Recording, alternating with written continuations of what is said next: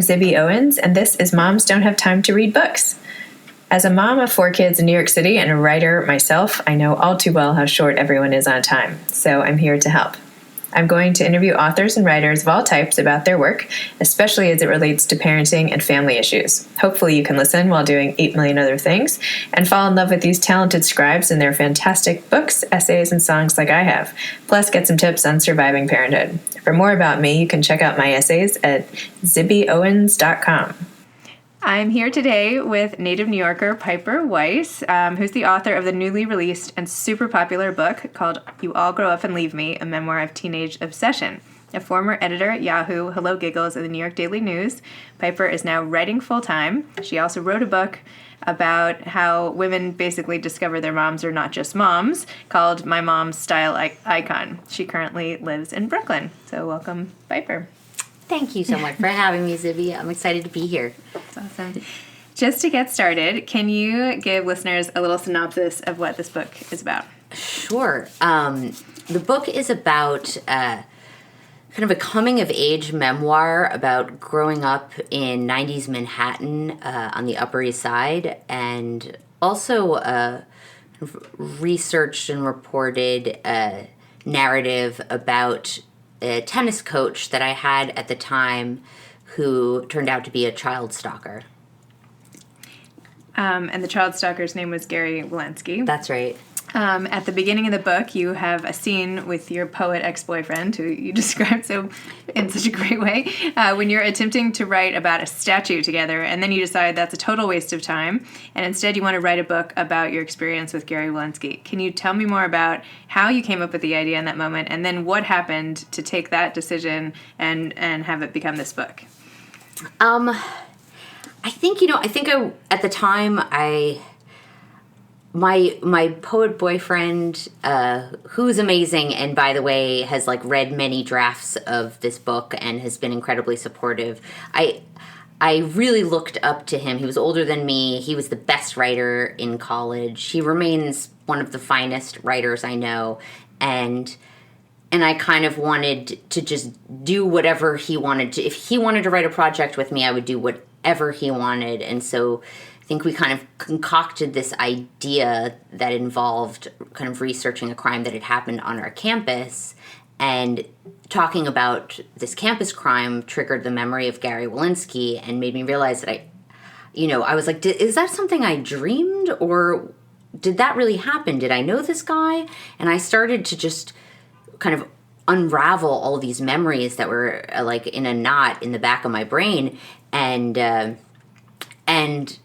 I think it was an important moment, I guess, on a personal level, because I realized that I wanted to pursue a story on my own without him, and that maybe I could. Maybe I had I had something to say on my own that didn't revolve around someone else, a male in particular, who, I looked up to. Well, I'm so glad you decided to do it. You're truly an amazing writer. Yes. The analogies you use are brilliant. You help the reader think about things in a whole new way. An example of your writing that I loved is when you were describing the scene with Gary in the car. He had started by saying, "Don't go just yet, stay here with me for a minute," and he tells you, "I'm depressed." And I just want to read how you discuss your depression. You say, "Me too." I say, "Sometimes I imagine my skull is an eggshell with hairline fractures. A premature and pulpy creature taps its beak from inside. This is what it feels like to be breaking from within, waiting for the transparent coil of bones, sickly alive and mewing, to slip out, the kind of thing you'd step on to put it out of its misery. I want to explain this feeling to Gary and tell him about dangling my feet outside my bedroom window, 7 floors up, how I have already written a note, but I don't dare disrupt this moment that belongs to him." That is amazing. It's like you're in every moment, and I only took a tiny thing, but anyway. How did you learn to write like this? Did you take classes? Were you always just a gifted writer? Oh, God. Well, first of all, it was just that sounded so much better coming from you than I just please just from now on read to me, because it's I I liked it better than when I put my eyeballs on it. But no, I did always take classes. I always wanted to be a poet, and and took a workshop at the 92nd Street Y when I was in high school. That was life altering, and that's like one of these beautiful benefits of growing up in New York City, where you have access to these brilliant writers and poets that just teach workshops. So that really opened up my brain, and then I went to college for writing. But I will say that, like, I was never the great writer. Like, I never, I did well in school, but nobody was like, come here, like, let's send you to this graduate school. I applied to writing graduate schools for poetry, did not get in anywhere. I kind of, for years after graduating college, I was thinking that I would give up on writing and just kind of pursue working in editing and just helping other writers write, and kind of trying to take the idea of me being a writer out of my identity, and but it kept creeping back in. But yeah, now I'm almost 40, and this is really like the first piece of writing that's from my heart that I've ever put down on the page for the public. And so yeah, I feel like I'm a little bit of a late bloomer, and just finding my voice right now and finding my confidence in it. How do you feel having sort of exposed yourself in this way now that it's out there? Terrified, horrified. I have been I've been having like delusions of grandeur and then like profound shame. My boyfriend keeps joking that whenever we pass people on the street, he's like, they just said your name, they know who you are. And I go, really? And he's like, no, you're not famous. And I'm like, no, you're right. No, I'm the most embarrassing, humiliating person in the world. I just like vacillate, just like, where do I fit in this world? But I think that's also a product of, like putting your personal story out into the world, where you actually think like everyone can see me and now I'm so exposed, and they either are gonna really like me or they're gonna really hate me and want me dead. And it turns out it's somewhere in between, where it's just like people are really nice, and and mostly my friends and family members have read the book, and some young women, a lot of young women have been reaching out to me that are writers and writers in college and asking for advice, and that's just like the best part of this whole process, is to be like, yes, I totally was where you are, and don't freak out, and it's going to take some time, or it's not going to take some time, just like be confident and don't let anyone make you feel inadequate. So yeah, I guess that's, I feel like we need to redo this entire answer, because stop it. No, you're great. That was great. And by the way, it can't just be your friends and family who read this book, because every Instagram account is like posting pictures of people reading your book. So it's all, I feel, is that it's all over the place. So, going back to Gary for a second. I've talked to a number of friends. I also grew up in New York at the exact same time as you, as we were just discussing. Crazy. And I knew so many people who played with Gary were Gary's girls. In fact, I don't even know why I wasn't, but anyway. So I've talked to a number of these Gary's girls, and none of them knew that this book was coming out. And even now that it's out, they didn't know it was about Gary. So I was wondering why you didn't put his name in the title, or if there was a reason... If there was a reason behind that, or did you? And that also that none of them were contacted about the book, and they were like totally shocked that there was a book. So wow, yeah, you know what? I wish I fanned out as wide as I could to former students of Gary Wilensky, but it's interesting because had his crime happened 10 years later, there would at least be some kind of like Facebook group of Gary's girls, people who experienced it, like sharing their stories.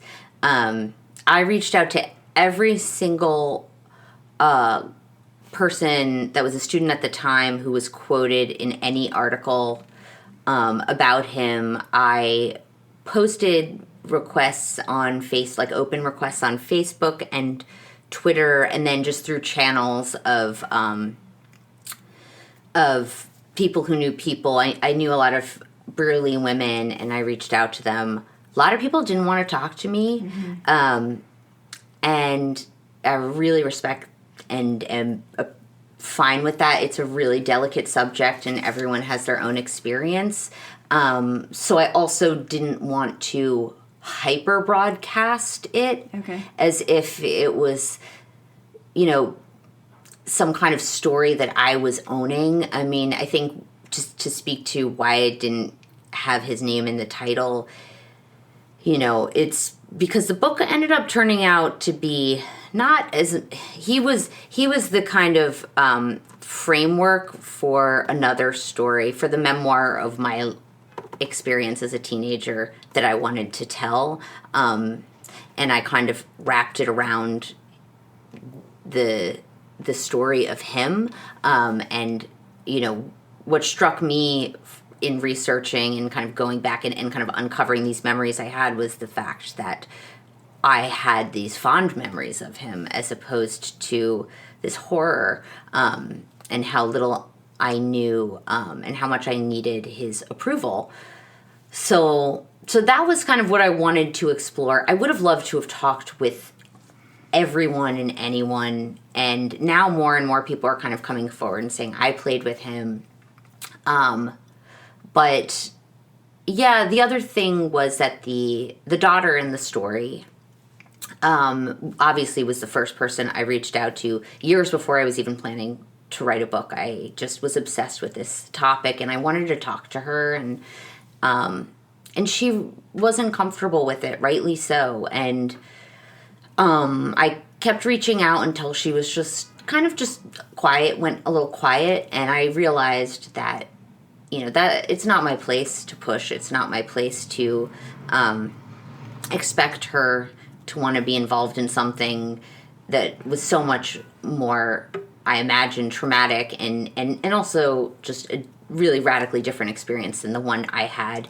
And it's up to her whether or not she wants to tell her story and in what way, and I can't take ownership of that. And that immediately made the story change from, this isn't going to be a reported story about a crime that happened, because if I can't kind of be the vessel to tell the victim's story, and she's not interested in sharing that, then I need to be as respectful of her privacy and also find what the story is for me. I think there's probably a million more really interesting stories from women who are Gary's girls, and I encourage them all to share their stories if they want to. I recently had breakfast with a friend, one of Gary's girls, who said that, and she had been in one of the cars like a week before this happened, felt it almost could have happened to her, but didn't.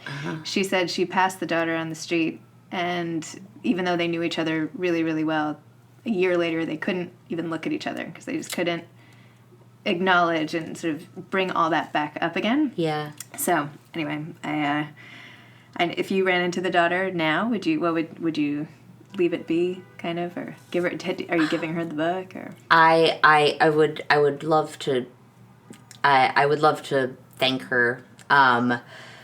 There's in the acknowledgments part of the book, I thank the mother and the daughter, and kind of recognize that they really are the heroes of this larger story, and their connection, the fact that they listened to each other, and that they saved each other's lives from this predator, and ultimately saved the lives potentially of so many other victims. I connected with the mother, and she's a great writer and has published many books. So I reached out to her. She asked for a galley copy, and I was very nervous to send it to her, and she wrote me a beautiful response that she really enjoyed the book, and meant the world to me. I've reached out to her since and just also wanted to let her know if she ever wants to speak on anything, on any subject. I would love to, help share a platform with her because she can speak to this in a way that I can't. And she's just a very brilliant woman. So we'll see. Maybe I should just set the stage a little more of what happened before I keep going with this line of questioning. So Gary was a super popular Manhattan tennis coach who had lots of girls who he became very close with them and their families. And then it was a huge shock when, just out of the blue, seemingly, he attempted to abduct. What can I say? This it's okay.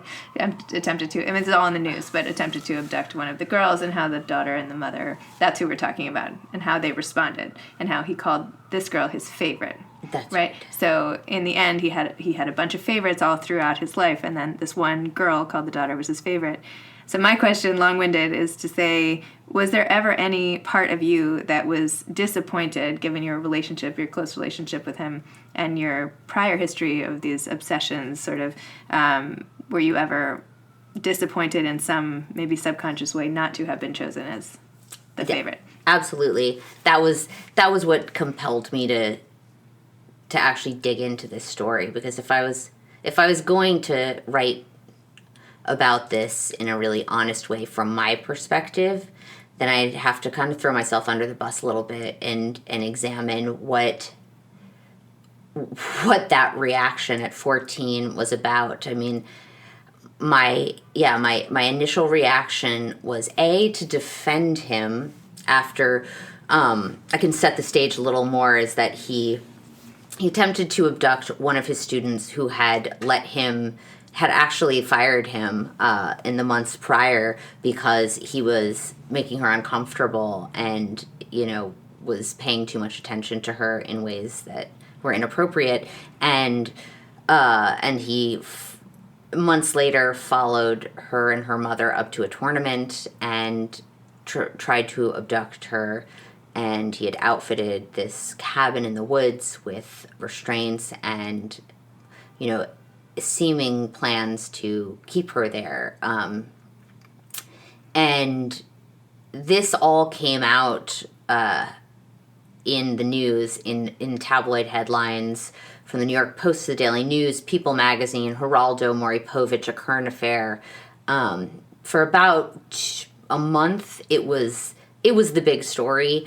And certainly if you were one of his students or went to the school where he taught, there were reporters everywhere asking questions of students, and we were, I think I certainly was advised, and the vibe was not to talk to reporters, in part to protect the community, and in part because, you never know how your words are going to be used. At the time, there was no Twitter, there was no Facebook, there was no platform for a teenage girl to be like, this is how I feel in this moment, and let's talk about it. It was more of sensationalism and then silence. So my reaction was, I knew he had done a really bad thing and that he was all over the press, and I felt protective of him because I felt close to him, and I felt like, well, I was in this car with him a few weeks before and he was opening up to me. Why didn't he drive off then? And to some degree of just like, well, why not me? I did not understand, and still to this day don't understand, what it means to be a survivor of that kind of trauma. And, and that is a privilege that I have, so I think I did not understand what, it would mean to be abducted.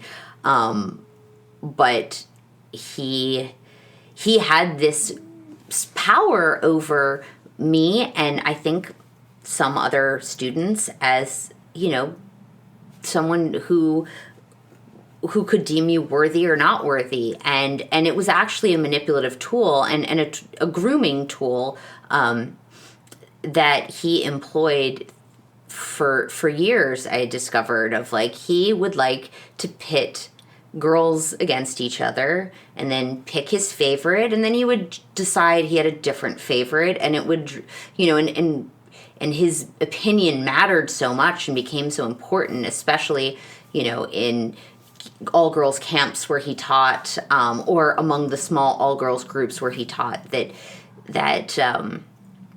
he used that authority that he had to control us, I think, to some extent, whether he was conscious of it or not. Side note, to this day, I did get some kind of comments from a few people that I had either reached out to or that people had heard I was writing this book and kind of contacted me and were suspicious of how many years I played with him. They were like, how long did you know him and how often did you play with him? And I said, not long, you know, a year and twice a week. You know, in retrospect of like the whole point was that like I wasn't his favorite. This was how he was working these young women. But there still seems to be in this kind of Gary's Girls thing where some people feel like, well, I knew him better. I played with him longer. And I'm, you know, perhaps there's a subtext of something happened, or perhaps there is still this like hold that he has on us where we're competing for, you know, his affection in a way, you know, in a subconscious way. I think, though, that to say that you don't feel something that happens to someone, to measure it only in the time spent is not the way it works with emotion. And when you think about like people you've lost, maybe you didn't spend that much time, but they affect you really deeply. Yeah. It's the same thing. It's like, who is someone else to come in and judge your relationship based on hours? And so anyway, forget them. That's what I have to say about that. Absolutely. And you know, and like I want to hear their stories. I mean, I think the thing that we learned from the Me Too movement too is just like solidarity. Right. Just like we are, you know, we all have different stories and we need to listen to each other's stories and elevate each other's stories and support each other, as opposed to, you know, judging or being threatened by each other's stories, you know? Yeah. And one thing I was wondering about, you spend a lot of time in the book talking about your own relationship with your mom, which I loved, as any, you know, it just so perfectly captured so many elements of that mother-daughter relationship, especially the turtleneck Banana Republic sweater scene was like so perfect. Oh my gosh, I could have been in that fitting room with my mother at times. But your mom did, you know, like many moms at the time, willingly let you go off with Gary. Gary would drive you to lessons, take you out to dinner, spend all this time, give you lessons for free. Mm-hmm. Another Gary's girl I was talking to was like, you know, I would never let my teenage daughter now go off to dinner with some 50-year-old man. Mm-hmm. Do you think the times were different then? Do you think that we were all just more trusting? Was it, you know, these moms in particular, your mom? Do you ever blame your mom? Like, I first wanted to blame my mom. That was so easy, and she's very used to me getting mad at her for no reason. So, but no, I mean, my mom is the best. She helped me with this book enormously, and is the most fascinating person I have ever met in my life. But yeah, I actually, I mean, I think kind of part of the aspect of this book that's interesting in the fact that it is this incredibly privileged and protected community, you know, I mean, if it can happen in these places where these mothers are so involved in these children's lives and that everyone is so vetted. I mean, we were the luckiest girls in the freaking world in that way. You know, if it can happen there, it's happening all over the place. You know, I mean, we had all the privilege, the education, the protection you could possibly get. So I don't think the finger can be pointed in that way. I do think there's much more opportunity for open dialogue now just because of the internet. What we learn in the book and in the research that I did is that Gary had a history of stalking children and had actually been arrested 5 years before he was my instructor and also, a coach at your school and, kind of a celebrated, award-winning teen girl coach. So he was arrested for stalking three kids on the street as they walked to school every day, following them with a camera dressed in a black leather mask. And because there were there really weren't stringent stalking laws at the time, and it wasn't a felony to stalk a child. He got off. He had to see a therapist for 6 months, and then his case was dismissed, so there was nothing on his record. Reportedly, one of the mothers of the stalked children contacted parents of his students and schools, the private schools, when Gary started to kind of be a figure on the scene. And she claimed to the New York Daily News at the time that her concerns were ignored. I don't know what the real situation was. I find it very hard to believe that the school or any of the parents would have dismissed those concerns. I think that there just wasn't as strong of like a network. There weren't background checks the way that we have them now. It wasn't as mandated. The conversations that we're having now, even, with respect to Larry Nassar, and other, Sandusky, were not conversations we were having at the time. I mean, stalking wasn't really a thing. And certainly, like, there were coaches and educators that were nefarious and crossing many lines, and we know that even from what's happening with Horace Mann and Choate. Yeah. But those revelations hadn't come out yet, so I guess it was in part the time, and that world was really, really protective of itself. It was. There was a time. These were people that were used to being written about in the press and were very powerful and wanted to control what was written about them. I think not necessarily mothers or parents individually, but kind of that scope of that world.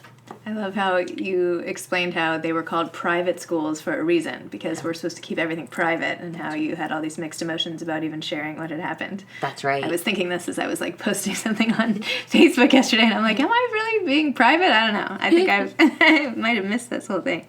By the way, the thing you were saying about him stalking those boys, one of the technical things you did so brilliantly, I think, in the book is that in the beginning you set up that whole stage of him stalking the boys, but you never say his name. Mm-hmm. And, I read almost all the book out loud to my husband. And when we got to the point at the end, it was when he realized that the stalker in the beginning was actually Gary, because you never are you don't like spell that out. It's implied, but it could be anybody. It could have been the beginning of any history. Anyway, so it was. I'm glad that worked. It was a good little thing. Anyway, and another technical question is, how do you remember so much? I mean, you have captured every little bit of like our shared time and place childhood, from the radio to the tote bags to the invitations to the parties to the places. I mean, how did you research it? Do you have an insane memory? I think memory is a muscle, and like my muscle got really strong when I was writing this book. It started, with just a couple of memories, and then researching like, what are the songs in 92 to 93? What are the like clothing, looking at pictures, reading articles. And then, there was an article in 96 in the New Yorker about these boots that prep school girls used to wear. And so that kind of was a moment that triggered me. And then by the time I got to the middle of the book, I was just so in the zone that my memories, it was like I popped a blood vessel, and like the memories of how it smelled in the kitchen in my apartment growing up, and what my mother's fingernails looked like, and every little thing. I like tapped into that, but it took a while to like really tap into those memories. But the more I did, the better I think the clearer the writing became. So that was the fun part. I was kind of annoyed at your friend Sarah in the book when she says that you misremembered, when you went to the Crane Club 9th or 10th grade. And I was like, oh my gosh, come on. You remember so much other stuff. Give her a break. But I loved that she said that, and I kept that in there because I also kind of wanted it to be like, I'm an unreliable narrator. Like, this is my memory, but like hers might be different, and who's to say, that anyone's right or wrong. Like, part of this book is like facts that I collected, and yet, like, the core of it, and I think probably the truer parts, or the parts that have, like, more of a, like, larger understanding of how something like this could happen, hopefully, are the ones that are based on my impressions and memories and, like, the visceral feelings as opposed to the straight facts. That was what I hope. So, a friend of mine also talking about Gary was saying how... at the time, she had to believe that he went off the rails, that he was a nice, normal guy, mostly, and just had some sort of break. And that had she not been able to convince herself of this, she would never have been able to trust another man forever. Like, she would never have gotten married. Everything would have just crumbled. So that's the story she immediately told herself, and she's afraid to read the book to see if that myth kind of... Oh my God! Wait, the reading. So I wish I talked to her. Of just like, I'm so curious. Like, that's actually a really profound thing to feel, that like this guy, in some ways, I mean, because he was this formative adult male in so many of our lives, and that coaching relationship, which is that fine line between being like an authority figure and a friend. And that he could have so much influence, even in death, on her romantic life and choices. Oh, I really respect her for being so honest about it. Do you think that Gary? It's from the way you wrote it. It sounded like the very end, the last couple weeks, there was a huge marked change in him. Yeah. But do you feel like he went off the rails, or do you feel like there's this whole thing, given all the evidence over time, was sort of percolating? I mean, I'm fairly certain that he was a child stalker for years and years, and I question what else he did. I found no evidence, and police at the time found no evidence that he assaulted or molested anyone beyond the attack and attempted abduction. But these were different times where people weren't encouraged or given a platform, and a safe platform, to share this kind of information, or even understand and process what it might mean to be abused by an authority figure. My impression certainly is that he had a long history of this. I mean, I did find, according to one of his high school friends, he had a history of violence against women in high school. So the idea that he snapped, I don't think is the case. But I do think that the being fired was this kind of breaking point for him that made him kind of step completely over. I think he was straddling these two worlds for a while, and I think when he was fired in the last several months leading up to his attack, he decided to step into the dark side completely. There's one line you wrote that I just want to read. You had talked about a boy you had met, how your mother was listening to your call with him, and it turns out he thought you were someone else, which was so crushing the way you told it. I'm not even going to read it. I can't even bear to read it out loud, what exactly he said.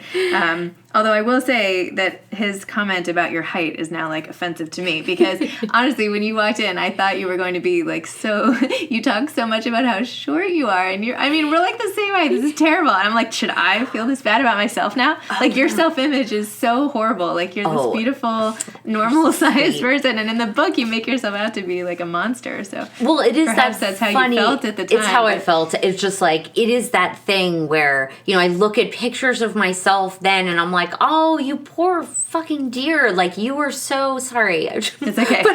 But like, you poor dear, like, you didn't realize that you were fine. But I think that at the time, and I'm sure girls still experience this today, and part of it's just patriarchy, sexism, internalized sexism, which is, that the physical labels that you're given, especially when you're in this like in between phase, become your identity, and you have to have ownership over them, and they're kind of like the inadequacies you have to constantly be fielding and trying to improve. It was for me at the time. It was I was too short, and I had curly hair and a big nose, and these were things that had to be fixed. To make, and really it was told to me in the context of, to have a better life, which is now, and you even say never impart that to a teenage girl. We know better, but yeah, at the time that was really the message of like, you could be beautiful, and it's important to be beautiful. We could just have to fix these few things about you. You write here, when you realized he was asking about your friend and not you, you said, worse than knowing you're unlovable is believing momentarily that you are not. Yeah. I thought that was so like poignant, and also spoke to the whole thing with Gary, that for a minute you feel really special with him and then you don't all of a sudden. Now that all this time has gone by and the book has come out and you've had more time to think about him, do you find yourself missing Gary? Less so. I missed him while I was writing it at the beginning and researching it at the beginning, and then later in the book, this is going to sound ridiculous, but I started having really bad dreams about him, and even kind of did some physical research where I went to his hometown, I went upstate, and I got a little spooked by him. I couldn't tell if I was intentionally spooking myself out. I think about him in the context of, if anyone would like to have some kind of coverage or be resurrected in some public manner, it's him. And that both kind of like makes me like, I don't know. It makes me a little angry at him. I'm a little bit just like, no, you don't get this. This is not about you, even though it is about him. So I have a complicated relationship in my head with Gary, where part of what drove me to this story was that I, for many years as an adult, even felt this parallel to him.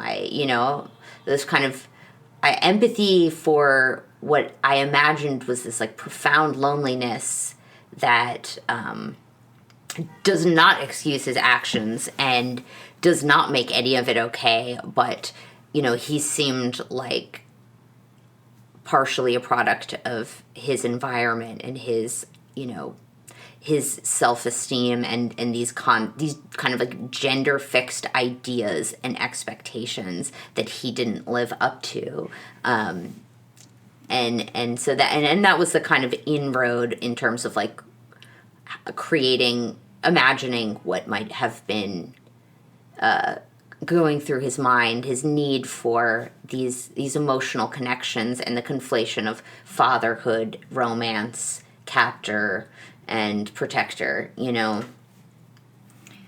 This is amazing. So what is next for you? What are you going to write another book, I hope? What are you thinking? I really want to. Fiction. I am so dead set on writing fiction because this was hard. This was hard nonfiction, and really less so exposing myself, but my parents, who I adore. I was so nervous that, and still I'm nervous that they would be, received in not a positive light, because they weren't perfect, and they weren't, and yet they're the best parents I could have ever asked for. So, kind of exposing them, my sister, people that were friends in high school that I don't speak to anymore, that, might come across this and might, feel weird about being in a book. I mean, it's a big responsibility, and you want to tell the truth, and yet you want to tell your truth, which might be different from their truth. And so it was really difficult to navigate, and I'm glad I did it, but I really want to take true events and let them inspire things that I can then kind of take more ownership of, in terms of like manipulating the narrative. Yeah. That's great. Yeah. And you mentioned that now you fell in love again, which is a great ending to anybody who's read the book and is so rooting for you. It just, not that that's the be all and all, but it's a nice thing to have at the end of the story. I feel really conflicted about it, actually. I'm just like, yeah, I met this person who, I really was in this state after I finished the book where I was just like, I own this. I own being this weird single, not that it's weird to be single, but just like a lone loving person who has obsessions and is also very similar to the person I was at 14. I own it now. I love it. Why did I expect to be a completely different person when I grew up? Like, what if I just loved who I have always been and embraced it?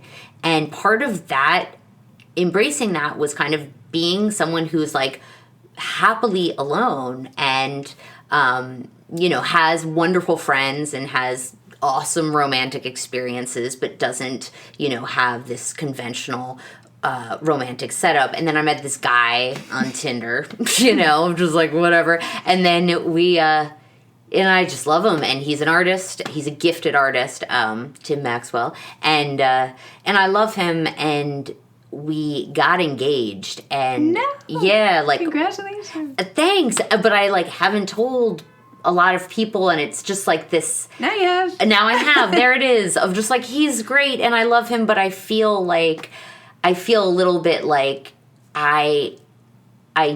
it's just like, I don't want the engagement to be like, and that's a happy ending, because like the happy ending was me alone, figuring stuff out. I just happened to meet this person that I like hanging out with now for a while, but hopefully the core of me as an independent person will always be there, and no man, no man, as wonderful as they can be, will validate my success.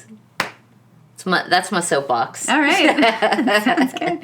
Oh, thank you so much for taking the time to do this and chatting about your book and everything. Thank you. I'm really honored. Awesome. Oh, my gosh. All right. Thanks, Piper. Oh, you're the best.